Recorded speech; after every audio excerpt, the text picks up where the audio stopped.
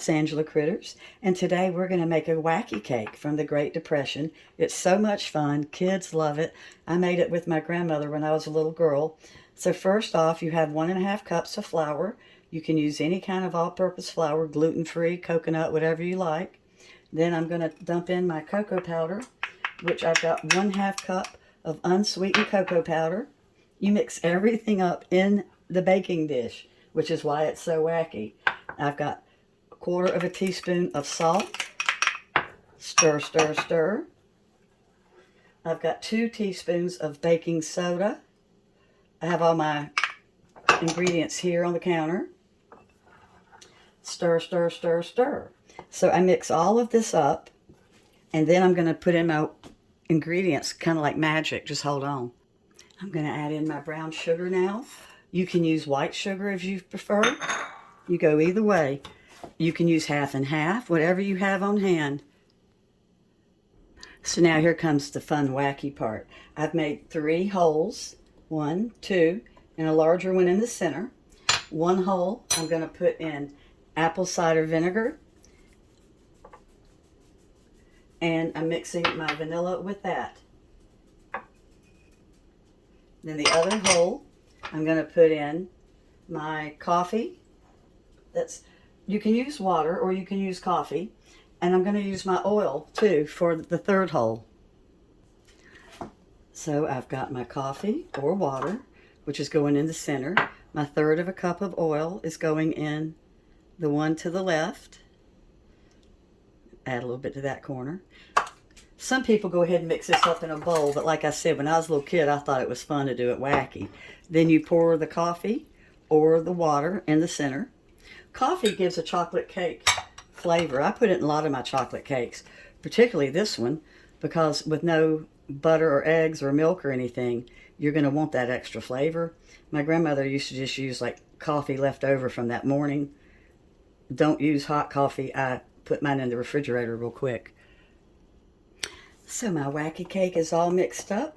It's going in at 350 for 25 minutes. You can have it plain. You can dust powdered sugar on top of it. You can make a powdered sugar glaze. I usually make like a buttercream or a cream cheese chocolate icing, even though I know that's not gluten-free.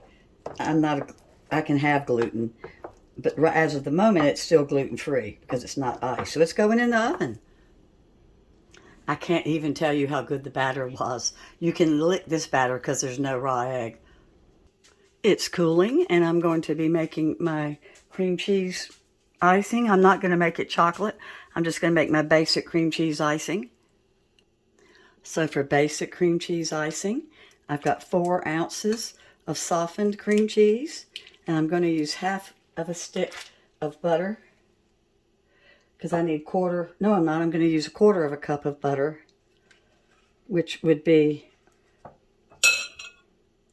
well, that's right, 1/2 stick, because 8 ounces is 1/2 cup. So I'm going to be using 4 ounces. And I'm just going to beat this up with a wooden spoon or a plastic spoon.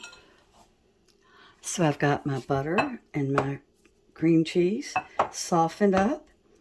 And now I'm going to start adding 2 tablespoons of milk. And I'm going to put in 1 teaspoon of vanilla. I can add more milk and vanilla later if I need it. And I've got 3/4 cups of confectioners sugar. I'm going to put in a little bit at a time. Don't ever overbeat your cream cheese icing. So as soon as it's mixed up, it's ready.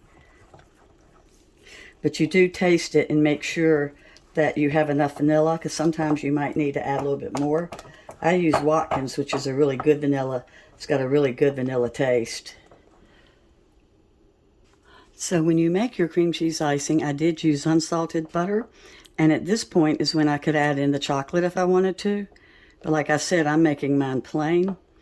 You can turn a wacky cake out, but I'm going to leave this one in the pan. So I'm going to be icing it in the pan. The glass pan holds the heat so much, it's hard to get a cake out without it falling apart. I should have cooked it in my metal pan. Well, one wacky cake, it's fixing to go in the refrigerator because it is a cream cheese icing. And this amount of icing was perfect for an 8 by 8 inch cake. If I was going to take it out and do the sides, I would have doubled the icing, and I would have used 8 ounces of cream cheese and 1 stick of butter. And as always, the directions are going to be in the description.